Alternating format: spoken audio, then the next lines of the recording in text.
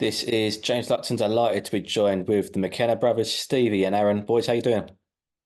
Keeping well, yeah, all going well over here. James. Over here in the States. This is it out there in America. Been there for a good few weeks now, and you seem to have been sparring everybody, meeting everybody, and it's been a bit of a wild trip so far. So let's get into it. First of all, one thing I've got to mention first is Ivan Drago bumping into Dolph Lundgren in the Gold's Gym. What was that like? Yeah, it was good to be with Ivan Drago. Dolph, Dolph was his real name, but to be around guys like that, in LA, you never know who you're going to meet. And we actually did a strength session with him, so it was great, to be in talks with people like him. So it was good in Gold's Gym. Unbelievable experience. Like, you can't imagine walking into the gym and training with him. So we got that set up, and it was good. It was good now in fairness. What's that like? I'm sure you both sort of grew up watching the Rocky films, and I know your dad would have done as well. And these are people that every boxing fan looks up to. They know the Rocky story, Ivan Drago, Clubber Lang, etc. And everyone knows the Ivan Drago, probably the most out of all the villains out of the Rocky franchise. So to go and do a strength session with Dolph Lundgren, who is a big boxing fan himself as well, what was that like for both of you to, do this session with somebody who is such a big name within film, Hollywood, and the sport? Yeah, it's unreal. What an experience it is, and you never know who you will bump into over here in LA and Vegas. Like, it's anytime we're over here, we always seem to run into someone big and famous. So we're lucky that way. But what an incredible experience to get to do a session with him in the famous Gold's Gym as well, and a very nice man. And he was talking to us after it now, and we did a face off with him and all. He was good crack, so a very nice fella. Amazing, great stuff. Stevie, correct me if I'm wrong, at the moment, no fight date for yourself. I know you've been trying to get a fight. You've been calling that Lee Cutler a couple of months ago, and you're trying to sort of get this fight nailed down. What's going on with yourself at the moment? I'm gonna have fight news coming really soon, so just waiting for it all to be announced. It's gonna be end of July, early August, so it's gonna be a very exciting fight. I'm sure the fans are going to look forward to this one. It's going to be an interesting one, so I'm looking forward to that.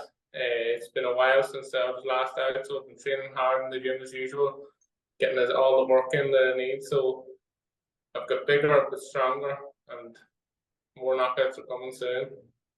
It's always a excitement to guarantee when you fight, Stevie. With your knockout power, nobody should blink, otherwise I'll miss it. Aaron, for yourself, obviously, prize fighter in Japan.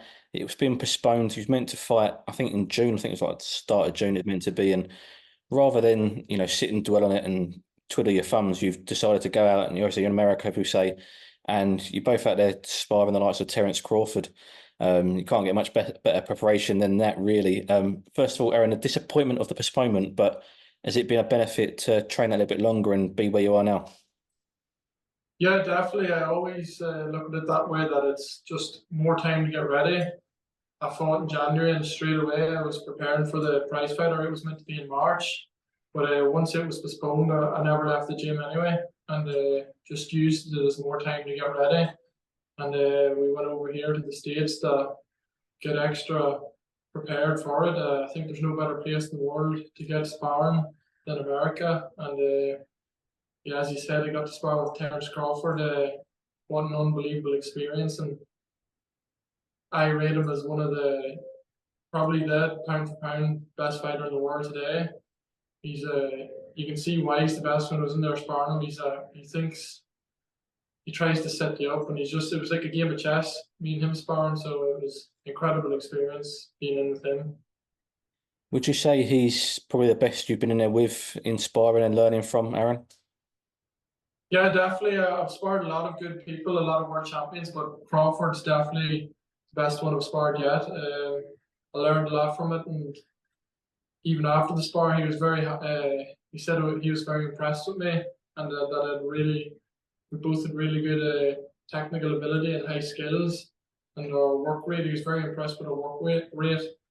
It was great to be hearing the things off the likes of him, and even I was sparring a couple of the other guys in the gym, Lester Martinez and Stephen Nelson, and in between the rounds, Crawford came over and said that was good work, keep doing that, keep doing what you're doing. And so he's very impressed with me that way. And what about for yourself, Steve? As we mentioned you sparred Terence as well whilst you've been out there the last few weeks. Obviously, Terence is preparing for Madrimov and potentially in the future down the line, Canelo Alvarez. What's it been like for you, Stevie, to be in there and sparring, pound for pound #1? Yeah, it was an unbelievable experience, Sanchez. So, me and Aaron have two different styles of fighting as such. Aaron went in very technical with him, very skillful spar. I came with more of an aggressive approach, so it was great work with Crawford. He got two different styles. Me and Crawford had a great spar. He's an extremely fit fighter. He's very patient. He's timely. Everything's good. He's an all-round fighter. I always thought when sparred Lomachenko that he was the best, but Crawford is in another league. I think Crawford's a very special fighter that doesn't come around too often. For you two, where you're still very young in the game, and to learn from these guys and see how someone like Terence Crawford works in the gym, not just in fight night. But you mentioned there, his ring IQ. He seems to be always thinking things through. He's a chess match, etc. What's it like to just see that from afar and be in the ring with it up close and personal? It's it's good to be able to go in with guys like that. A lot of guys go out through the whole career. They haven't been in with the top fighters, and when they get to that level and they get a world title shot, or they get nipped because they haven't got that experience of being in with the elite. You have to share the ring with the top guys. You have to know what it's like to be in with them. So over the last 5-6 years, I've got all the work. I've been in with world champions, pound for pound best fighters. Lomachenko, the time I sparred him, I was only an amateur at the time, but you bring wee bits from each spar, and it all connects. But overall, you can't buy the experience, and that's why we come out here. And a lot of fighters are back, say in the UK, they don't get the experience out here in the USA. You have to go out and experience it and be ready for the different styles of fighters, because when you get to that level, as I said, it's different. Than UK fighters fight different to the American Mexican style fighters. It's a different way of fighting, and you have to be ready for it. You say it's obviously different styles of fighting, and it's different techniques, I suppose, as well, and different characters over there in America. I think they're a little bit more savage out there, really, in America than in the UK, especially in some gyms. But when it comes to fight night, how does that make you better than your opponent when you're fighting a domestic British fighter? Definitely, as you say, the Americans are more savage. So say when you go into fight or into a spar, it's like a fight, you're getting hit low blows, you're getting hit in the side of the head, you're getting hit in the eardrums, different wee things. And when you go into fights, them things happen in fights, and if you're not used to it, you get caught off guard. So getting hit in the corner of the head or whatever, I think, coming in a fight night brings a different fighter out in you. A very experienced, mean fighter. That's the way I feel when I go into the ring when I fight. I pick up wee tricks from each fighter and I implement it into my own game. So I've improved. Since my last fight, I've worked very hard in the gym. The work out here, I've been getting top quality sparring and sparring all the top fighters over here, and you're going to see a improved, stronger Stevie McKenna. And what's next? I know you're flying out to, I think, LA later today. What's next on your US tour? How much longer are you out there for, Aaron? Yeah, fly back to LA later on, and then go back home, and then just finish up the final preparations for the fight in Japan. Go to England and finish off the last couple of weeks over there, getting some sparring over there, and then get ready for this fight. This tournament's massive, and it's a life-changing tournament, and one I'm 100% prepared for, like you always do for every fight. So I'm making sure for this tournament I'm 110% ready. How far in advance are you planning on going to Japan and acclimatizing to the time difference, etc.? I'm not sure yet. The flights haven't been booked yet, but whenever it is, I'm well traveled anyway. I've been to Russia 6, 7 times, been to Ukraine, traveled over to America for years, over back, Mexico, been everywhere. So I'm well traveled and I'm well used to being in a different country. So Japan, I'm looking forward to getting there, and I hear it's a really nice place and the people are very friendly, and it's a real boxing country too. So I'm really looking forward to this tournament. You're very much a laid back, calm, cool, collected person and character, Aaron.